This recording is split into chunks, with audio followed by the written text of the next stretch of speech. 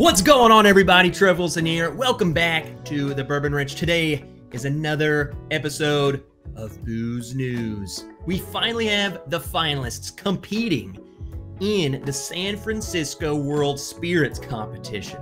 They broke down who's competing for the best in class. For those of you who don't know, to catch you up to speed onto what this is, the San Francisco World Spirits Competition is a huge competition that takes place every year. In fact, they do tons of these different competitions, but the San Francisco one has all this hype around it. And this kind of really plays a part in bourbon in terms of, you know, the whole Henry McKenna debacle. San Francisco. So winning these type of contests really does kind of shape, you know, the hype behind some bottles. If you win it, you can really just earn your spot in the community as just being a hype bottle. Now, we have all of the bottles that competed and won awards, and we'll get into it a little bit. And then we're going to get into the actual finalists that are in this competition. So just to kind of break down the San Francisco grading system, how it works is there was like 5,000 different bottles of alcohol competing. So it's not just bourbon, it's literally everything. And then it's broken down into different categories. So it's not just all bourbons versus each other. There are categories that a bottle specifically will compete in. Then they're graded, ranked. I guess some of them don't win medals, some of them do. And then we move on to the finalists. The finalists compete, and then we have a best in class. So their grading system, they got bronze, silver, gold, double gold. Double gold is when a bottle is unanimously voted gold. So I feel like the only people who would be possibly competing in the finalists in the best in slot category would be double golds. Now, how they sift through the double golds for that, I don't know. I don't know how they do that grading. I don't know if there's a different point system or they just take all the double golds and throw them in. I don't know, but we do have the finalists. That's what we're going to go through. So let's move on over to the website where I'm getting all of this. This is thetastingalliance.com. This is their website. This is the people behind all of this whole competition. Let's move over. This is kind of how the results are broken down into this competition, okay? You'll see, you know, the bottle or the distillery, the bottle, which state it came from, and then over here is the actual category, okay? So, like I said, single barrel bourbon, 11 years and older. On here, it's only showing that there were 2 bottles that even got awards. One's a silver, one's a double gold. So Uncle Nearest 1820 single barrel got double gold. Does that mean that single barrel bourbon 11 years and older, the best in class, is Uncle Nearest? Maybe. I would think so if that's the only one who got double gold, but we'll see. We'll see how this plays out. But then you see single barrel bourbon up to 10 years, much larger result. And just to find this, to break it down, when you come on over to the results page, and I'll link it down there, but go to the little search function here and type in bourbon or something. Otherwise, you'll have about 5,000 different things to sift through. There's a lot of alcohol I've never even heard of. But see, there's so many more up to 10 years. And really, I guess the most important thing, I would look through this myself because some of them are quite funny, which like things that won double gold that, like, I don't know, I wouldn't have even given it an award, but it's winning double gold. And then some things I'm like, oh, that's totally double gold, and it got silver or something. Some of it is quite crazy. It's an interesting read to come through here and look. But I guess the main things to look at would be the double gold people who potentially are competing for the best in slot, you know. So Colonel E.H. Taylor, double gold. Doc Whiskey, double gold.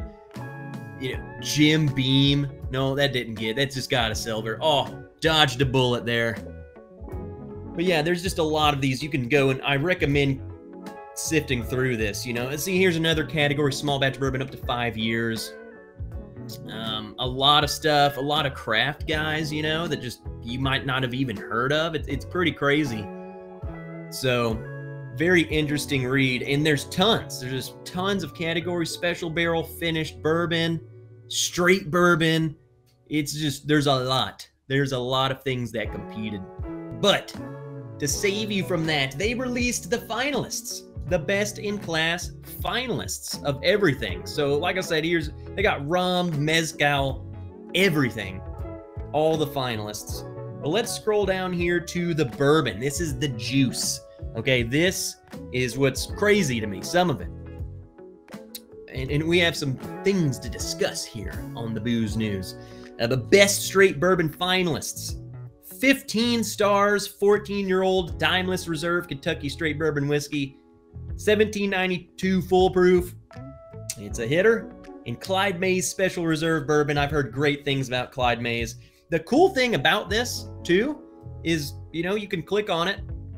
Gives you a little page about what this bottle is. Now, this bottle right here is one of those, I think, another example of someone sourcing these old bourbons. They just came out of nowhere and was like, oh, yeah, here we have a 14-year-old bourbon. It, you know, what the heck? Just makes me want to drink on the job. And over here on Booze News, we do. But highly recommend coming over here and you can read up on some of these, you know. The Clyde Mays, a hitter bottle. I've heard great things about this bottle. They give you a little bit of the tasting notes and stuff. Nothing, they sound about like my tasting notes. Creamy vanilla and hints of cinnamon. But then this one's interesting. This is what I was saying earlier. Best small batch bourbon finalist up to 5 years is one bottle. To me, that's the winner. That's not even a finalist. That's the final. That's the winner. We got our winner. Penelope Private Select. These are the toasted barrel type bottles. Private Select, which again, that's kind of weird to me too, that a Private Select is like a store pick competing in that. Kind of weird to me, but hey, it's good. These are great bottles, and I'm glad this is getting recognition because I've been raving about this stuff for as long as it's been out. But I know, a little bit weird how that's even a finalist. It should just win. It's the winner, I guess. I don't know. Best small batch bourbon finalist, 6 to 10 years old. Law's Whiskey Bonded 4 grain, which again, I've heard really good things about this bottle. First bonded bourbon in Colorado history. Pretty cool. It's they're doing their own thing. 8 years old too, so they're kicking butt out there, getting double gold and being in a finalist. And then it's competing against Old Ezra 7, and I'm just gonna go ahead and call this one Laws wins. There's no way that Old Ezra 7 is gonna get the best in class. I wouldn't have even given it a double gold. It might not even get a medal in my book, but it somehow unanimously got double gold and then somehow got into the finalists. And like I said, you know, I don't know how they get to the finalists. I'm sure there's another tasting panel, judging panel, because there was a lot of double gold winners in these categories, and then we're left with just a couple of them. So I don't know if it's a point system or whatever. I really don't know. Best single barrel bourbon finalist up to 10 years old. Doc Whiskey. I don't really know much about Doc Whiskey here, but it looks cool as heck. I mean, it looks like a good old doctor's whiskey, but looks like distilled in Indiana, so an MGP product. Gonna be a hitter. Gonna be a great bottle. And it's in the finals, facing off against Nashville Barrel Company Single Barrel Bourbon. So again, just 2 bottles in that. One of those 2's gonna win. Coming through more categories, the best special barrel finished bourbon finalists. TX Texas Straight Bourbon Cognac Cask, which I don't really know much about this bottle. I mean, I've only tried 1 or 2 TX products, like the most basic thing, so that's not a good representation of what they are.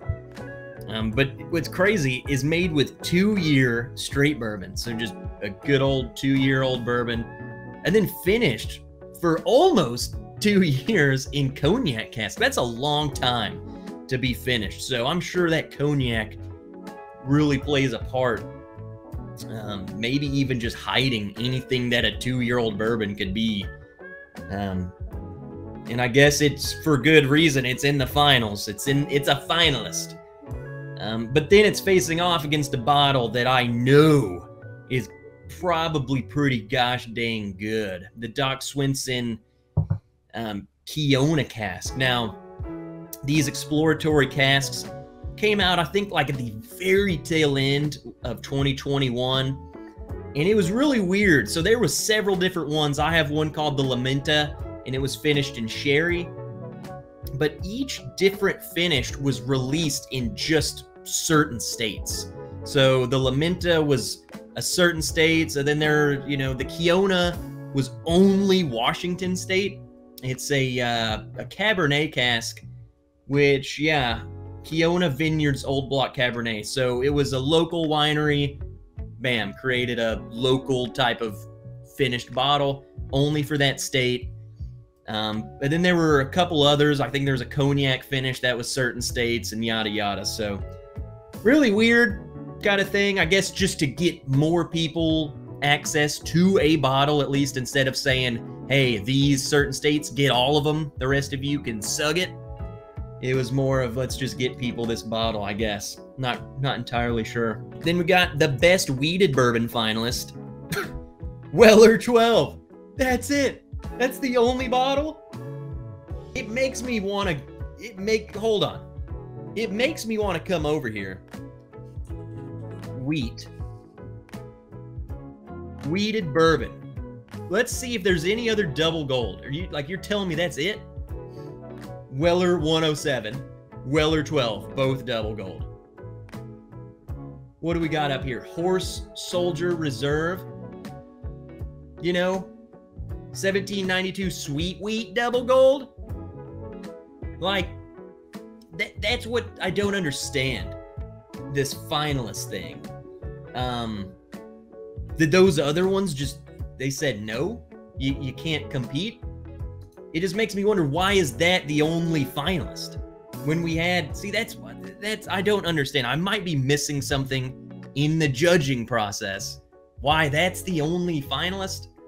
But there's other double golds.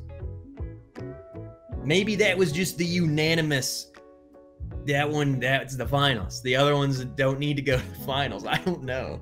It's just strange to me. Weller 12, huh? Okay, Buffalo Trace. How much are you paying them? Then we're moving on. Best craft distiller whiskey finalist, Frey Ranch, which I've heard great things about this bottle. In fact, I've tried a couple, and they're pretty dang good. Really good. For being like in the craft category, it's amazing. And then I haven't really heard of this. Rogue Stouted Whiskey.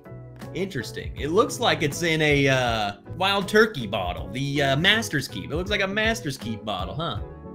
Interesting. I'm on to you. 3-year aged single malt. Wow. Special barrel finished whiskey. So different than the finished bourbon. They got the Dovetail. They got a Cedar Ridge, Iowa single malt. The best Tennessee whiskey finalist, Jack Daniel's 10-year versus George Dickel. So that's going to be a Jack Daniels versus a Dickel. Bet that Jack Daniels 10-year probably going to win. But some of those Dickel bottled and bonds have been stellar. So that'll be interesting to see who comes out on top. That could be an upset. Could be an upset. But that's just just wanted to give you guys a little heads up of what's about to come down the pipeline. And let me go ahead and hide this on the screen. So June 24th is the date that they're going to hold the award ceremony, and they are going to crown the best in class winner. Again, just a reminder, the last time something big like this was the Henry McKenna debacle. So that was like a bottle that sat there, and then it won best in class, and then people lost their minds over it type of thing. So I feel like if it's a readily available, maybe people pass this by type of bottle, and then it wins best in class, it gets a lot of attention and hype, and people either A, go and buy it because it won, or B, go and buy it because they think everyone else is gonna go buy it. Regardless, a lot of people hype up these bottles. So just, if one of your favorites is on this list, you know, you might want to go get it. Otherwise, you know, let's not worry about it. There's plenty of good whiskey, and it is fun to see these bottles competing against each other. I think it's cool. Again, I don't know, I shouldn't even have to explain this, but this is just one panel of judges' opinions. So at the end of the day, does it truly, truly matter? No. What matters is your palate, your opinion. You don't have to take what a panel of judges says to heart, okay? In fact, just reading the results page, some of my favorite bottles got bronze or weren't even on the list. So there's that. Hope you guys enjoyed today's episode of Booze News. Get out there, go try some of these whiskeys. Stay tuned. After they announce all of the winners, we will have to do a Booze News to cover them and let you know what bottle is going to get hyped up. All right, until next time, guys, I'm Trevor Wilson. See ya in the next one.